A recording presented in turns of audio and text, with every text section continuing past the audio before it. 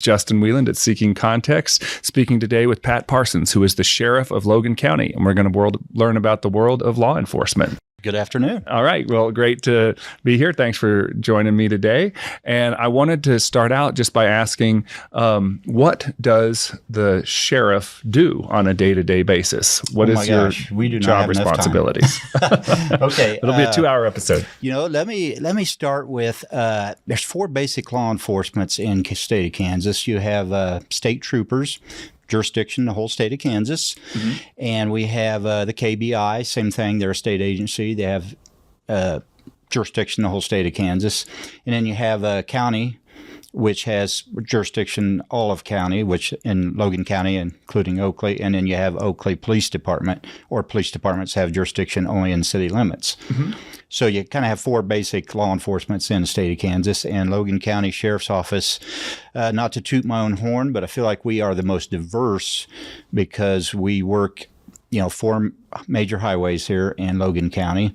Mm-hmm. And we have accidents to work. We have crime scenes. We serve papers. We're the only agency that serves civil process. Mm-hmm. Anything from garnishments to divorces to subpoenas to summons, you name it, we serve it. Yeah. We provide court security. We're the only agency that does that in Logan County. Mm-hmm. We, let's see here, we do prisoner transport. Logan County does not have a jail. There's only 7 counties in the state of Kansas that does not have a jail, and we're one of them. Right. Is that because we're such upstanding citizens? I think you are onto something there. But the courthouse was moved from Russell Springs, Kansas, I think roughly 1964, to Oakley, and so the jail remained down in Russell Springs, which when they moved it to Oakley, they did not build a jail and never had one. So I house pretty much in Thomas County now. Okay. So we do quite a bit of just about everything. Right. And so when you get up in the morning, is your day completely unscheduled? Is it just calls come in, or what is the day-to-day experience of being a sheriff like? It's kind of diverse as well. A lot of times I do have meetings, training, court. But the unknown is also there every day. Mm-hmm. With the fact that the public a lot of time dictates our job.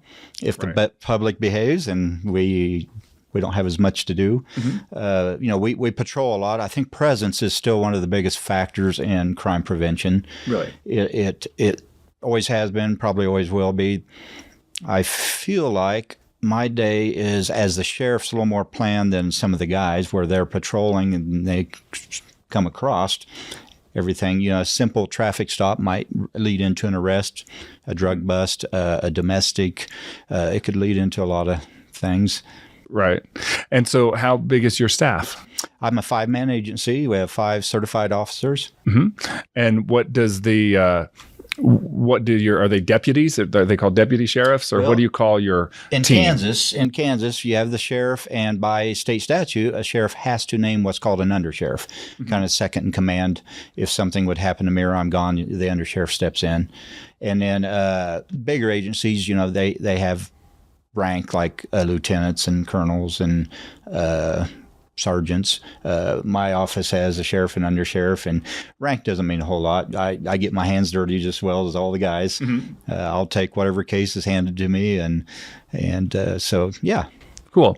And for people that don't know, so what about your team? Are they driving around during the day? How are they doing patrols? Well, we work shift work, so not all of us obviously are on at the same time. But mm-hmm. The 3 deputies. Well, we do have a K9 unit. One of the deputies has a K9, mm-hmm. and so he does a lot of the drug work for us, drug interdiction on the highway.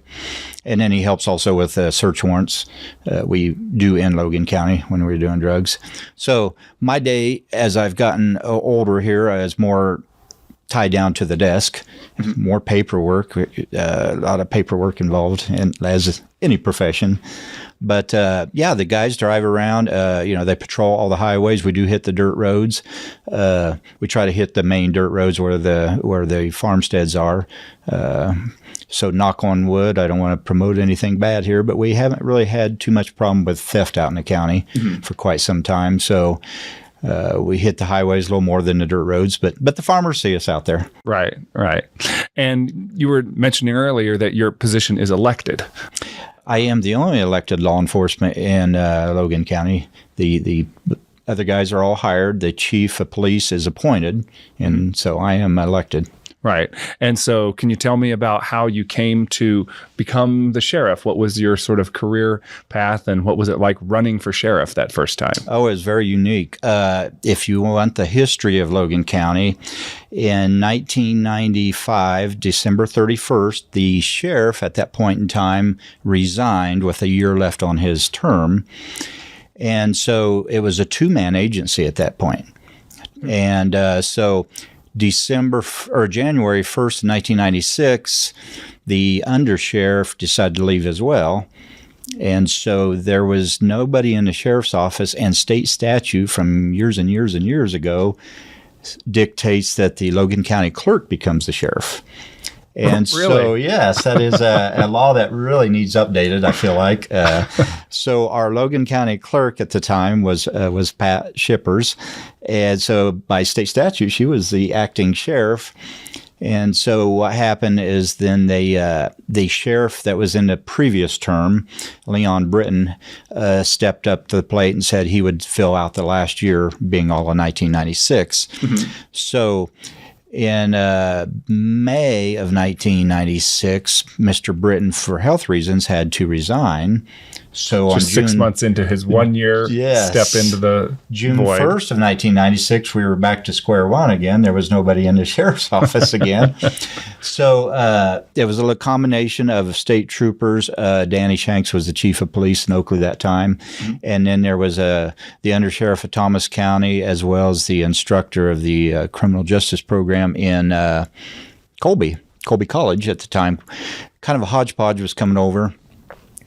And so I was working on the family farm, believe it or not, and I was approached by the commissioners we need a younger guy to step up to the plate and run for sheriff. And of course, I can't say this on camera, but I said no, but not only no, but heck no. Might not have been my exact words, but so I said, no, I'm not interested. And so they kept after me, and I finally went to a meeting. And, things led to, I'll give it a little trial run here. But I didn't have much time, because to get my name on the November ballot, because that was election year in 1996, to get my name on the ballot, I had to make my mind up, I believe, in August.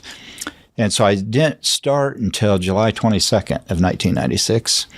I had only about a 3-week trial run before I had to make up my mind. And so I went ahead and filed then, and I won the election in 1996, and then I've won 6 previous elections. So 7 elections altogether, right. six unopposed, and the first one I had some competition.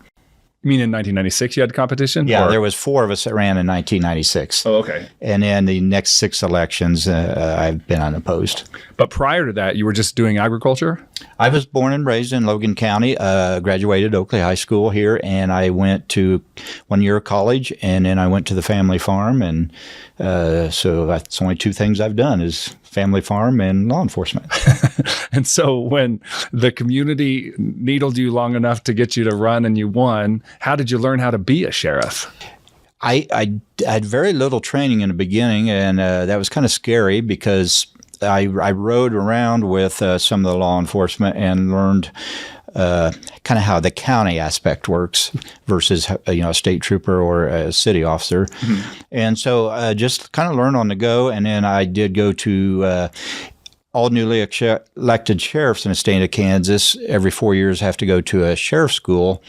It's a 2-week 80-hour sheriff school. So I went to that in December of 96, and then I went to the academy at KOATC, and of course learned what everybody learns there, but a lot of it's just common sense and learn on the go.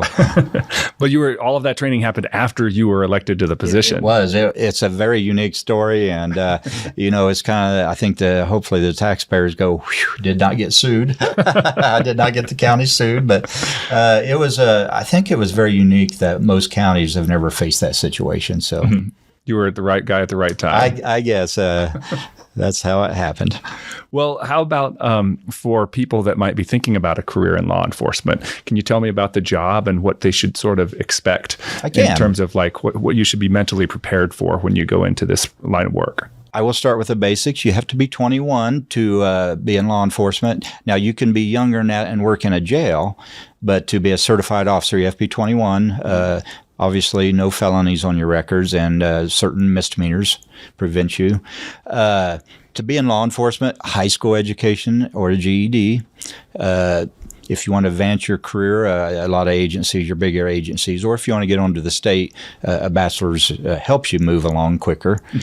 But you do go through 14-week academy at KLATC, located down in Yoder by Hutchinson. And so it doesn't take a lot to get in law enforcement, but when you get into it, your world changes. You live in a glass house, bigger agencies as well as small agencies, probably us a little bit more. Everybody knows everybody. So, you lead by example. You have to represent your agency, but you also represent your community, whether you're in your community or out of your community. People are watching, especially this day and age with social media and cameras and cell phones. When I started, we didn't have cell phones. We actually had bag phones, so a little easier to navigate without the public always watching. And I don't mean that bad, but the cases across the United States with the racism has really presented a challenge. I hope that any law enforcement that's biased has been weeded out or will be weeded out, but we have to take yearly training on police biased training, so that helps. Right. And if somebody wanted to apply to become an officer, they need to go to that training first? Not necessarily. Some bigger agencies, they require you your first day to go to the training academy. Other agencies, smaller ones, a lot of times we will go ahead and hire you. And back in the day, you could work for an agency, I think, up to a year before you had to go to the training academy. They've changed things now. The training academy, Kansas Law Enforcement Education Training Center, KLATC, dictates when you go now. So usually it's about 3 or 4 weeks waiting is all. So if you get hired, you may have up to a month maybe of work at your agency, and then you're off to the training. But it's right now we're on a low on hiring. Everybody across the board, Kansas Highway Patrol, sheriffs, police departments, KBI, everybody is short-staffed. Everybody is having very little interest. I'm not sure if I know all the reasons. One reason is shift work. I think a lot of the younger generation doesn't do the shift work like the older generation did when I came in. Just putting in the hours? Just putting in the hours of night shifts, weekends, holidays. And I think everything goes in cycles. Law enforcement after 9/11 obviously was right up there with everybody. We were, you could have 100 applicants. The same time now, 20 years later, we might have 2 applicants. I hired an officer exactly a year ago, November of 21, and I had 2 applicants after 9 weeks of advertising. So things have changed. I don't know all the reasons, but everybody's facing it, not just Kansas, but all law enforcement. Right. So there's plenty of job opportunities. There is. You don't feel like that there's a lot of appetite for this type of work? For whatever reason, there is not. Actually, the pay has started to increase in law enforcement land. When I started, it was very low. But over the years, I think that the communities have come to expect a little better law enforcement. So the pay may not be best, but it's better than it was. Right. And have you found, you've stuck with it for quite a while. Have you found the job to be rewarding? It is a lot of reward. I can't speak for the bigger sheriffs, but as smaller sheriffs, I think it's very rewarding because particularly me, I was born and raised in Logan County, and so I know everybody. Everybody knows me. The fact of reward is just helping people with whatever their problem. And, in a weird little way, I can see people that I've arrested and they still say hi on the street. I say hi back. We might even chat for 5-10 minutes. Very little hard feelings are ever held amongst the people and law enforcement. A lot of rewards, though. A lot of sad things, obviously, on the other end of the stick. You know, you have your fatalities, you have your suicides. There's a lot of the job that, people will never see in their lifetime. But I guess that's part of the job when you sign on. Right. And so you've had to do things like, I assume, visit a deceased person's family to inform them of the news. That might be the very well toughest part of my job is to inform a family of a lost. So that's hard, but sometimes you shed a tear, and if you don't, I think you're a human if you shed a tear right along with the family, because I get emotionally attached, especially if it's a local person. Right. So I've had to do it multiple times in my career.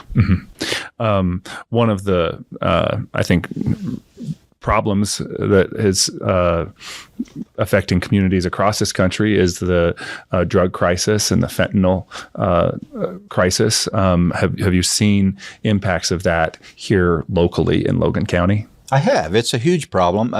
It's no secret. Everybody in the world, in the United States especially, is facing the drug problem.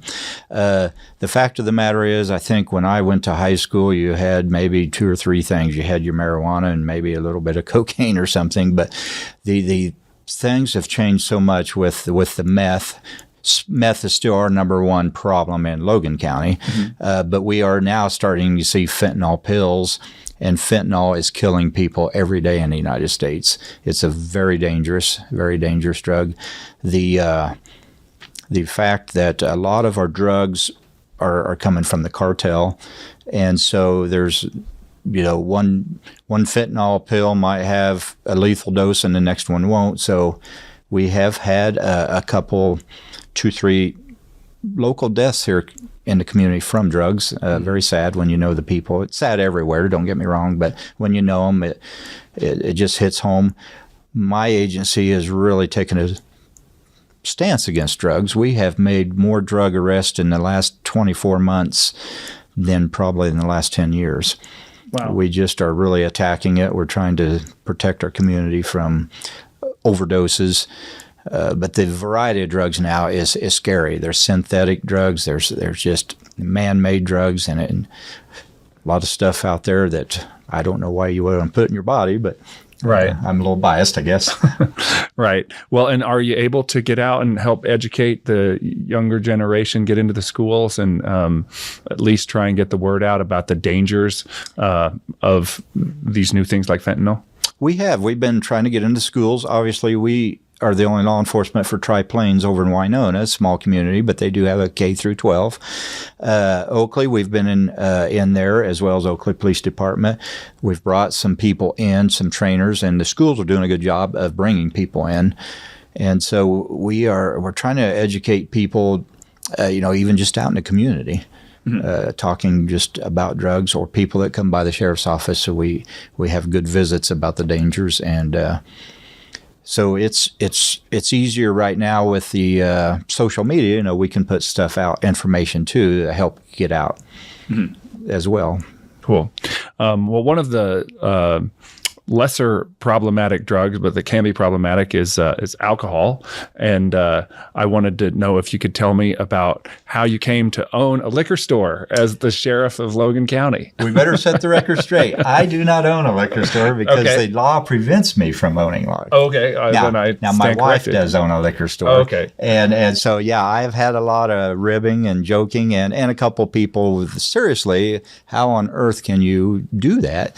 Liquor is not against the law in itself. Obviously, there's liquor stores. There's liquor at your convenience stores.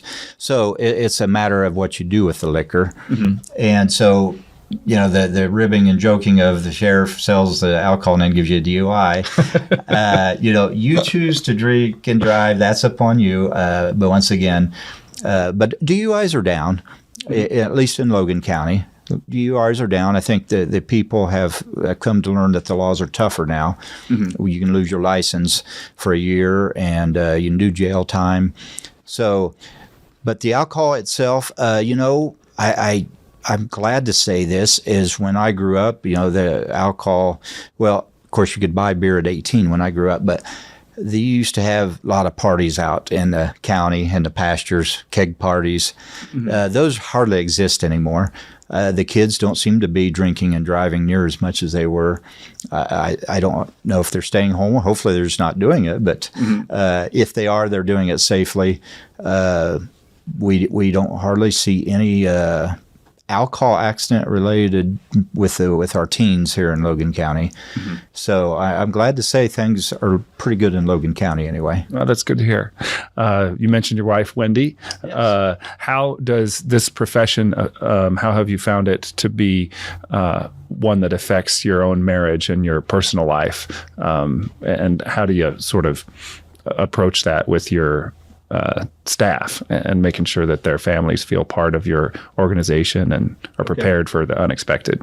Well, I will start with right, wrong, or indifference. When I hire somebody, I say God, family, and job in that order. I don't not hire somebody if they don't believe in God, but I promote family-oriented employees, and your family comes first. But with that being said, sometimes you will miss a family event if we have an emergency. I'm very family-oriented. I'm married and have 4 kids, and so I try to have my young deputies and my younger undersheriff be able to attend all their kids' events if they choose to. And we have a very friendly schedule where that allows everybody to help.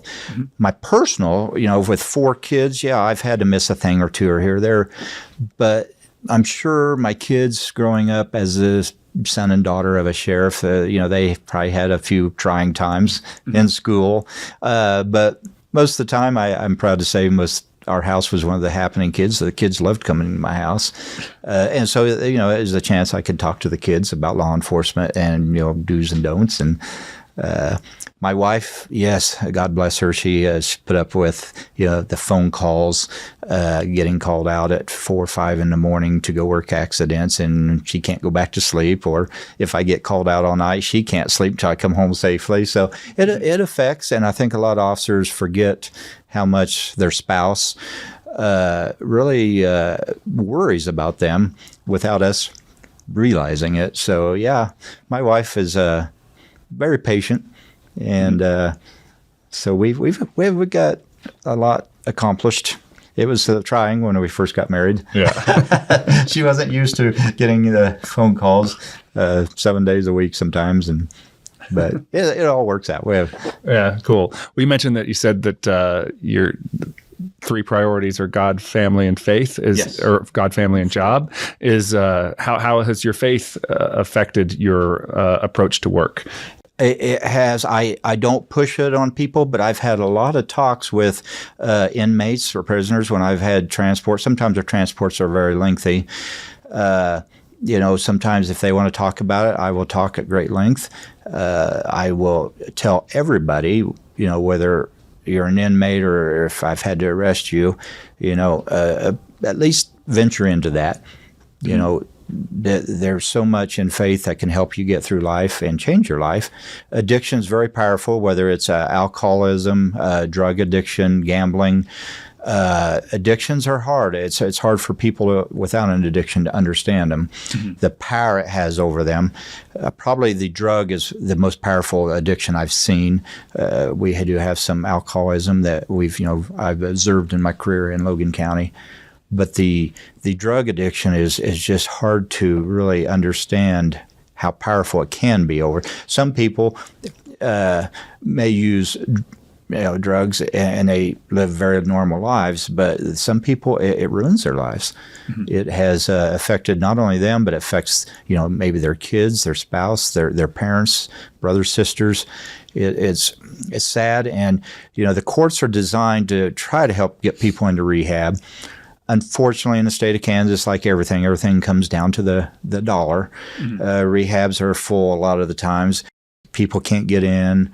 And the bad thing about addiction is when you get, if you do any prison time or even just county jail time, when you get out, usually you have to be paroled or probation, and you're right back into the community, and then they get right back with the people, and it's an ongoing cycle, and it's hard to break. It's sad, but a lot of people have accomplished, and then other people still struggle with it. Mm-hmm. Yeah. Well, this is sort of an open-ended question I have for you. Any entertaining or like favorite stories that you like to tell from your time of being the wish I had thought of this a little before. And we can take a pause here if you need to sort of think about what's that good story I love to tell. Oh gosh, I'm going to struggle. I'm not good on being put on the spot with the stories. The bad things come to mind more than others. Unfortunately, I could remember a lot of the suicides, the fatalities. The good times are the camaraderie we have just with officers and the public. Like I said, once again, going back to being small town sheriff, I get teased a lot. I'd like to tease people. Everybody is kind of a two-way street. Favorite story? Oh gosh, now I really am struggling with a favorite or even a comical story here. If I think of something, I'll have to come back to that maybe. Sorry. We may circle back to it. And the other sort of open-ended question that I have is, what could you say that you've learned over the course of your career that you'd maybe want to impart to a young person entering law enforcement? I think entering law enforcement, and even just a young person in general, I think being fair to everybody is just the golden rule in life. Treat others how you want to be treated.